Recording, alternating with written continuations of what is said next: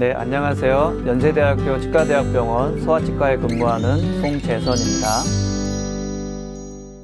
치아 우식증이라고 할 때는 어려운 용어일 것 같은데요. 일반적으로 충치라고 알려져 있습니다.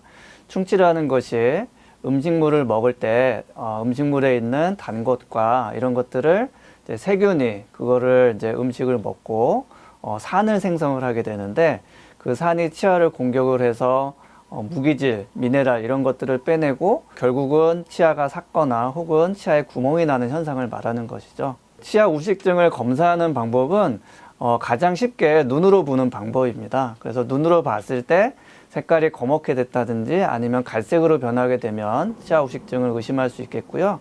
그리고 치과에 오시게 되면은 저희가 탐침이라고 하는 기구를 가지고 치아 우식증 부위를 이렇게 만져보게 됩니다. 긁어봐서 많이 긁히거나 혹은 뭐 푸석푸석한 느낌이 나면 그러면 이제 충치 혹은 치아 우식증으로 진단하게 되고요. 정량광 형광 검사법이라는 것에 대해서 말씀을 드려야 되는데요. 보통 일반적으로 큐레이라고 불러서 사용하고 있습니다. 엑스레이를 사용하지 않고 가시광선을 사용을 하게 되는데요. 가시광선 중에서도 405 나노미터 정도 파장이 되는 푸른 색깔 빛을 사용하게 됩니다.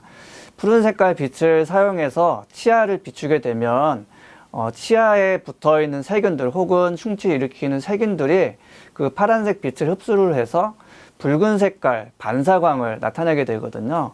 그래서 붉은 색깔 반사광이 많으면 많을수록 세균이 많이 살고 있는 것이고, 즉 충치가 훨씬 더 많이 진행됐다는 것을 알 수가 있는 방법입니다. 큐레이의 장점은 우선 가시광선을 이용한다는 것입니다. 큐레이를 사용을 함으로써 엑스레이를 찍기 전에 충치가 있는지 없는지 확인하고 스크리닝하는 그런 방법으로서는 상당히 유용합니다.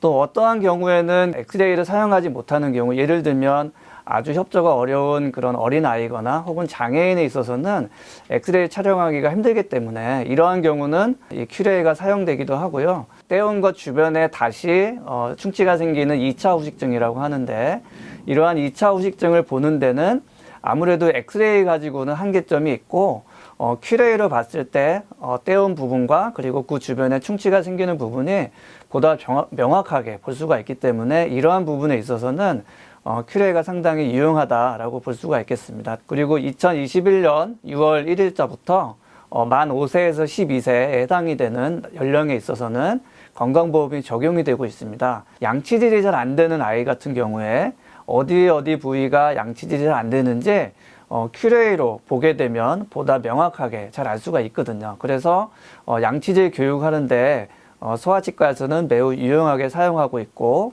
그 외에 치아에 금이 간다든지 뭐 이런 부분들도 찾아내는데 상당히 유용하게 사용을 하고 있습니다.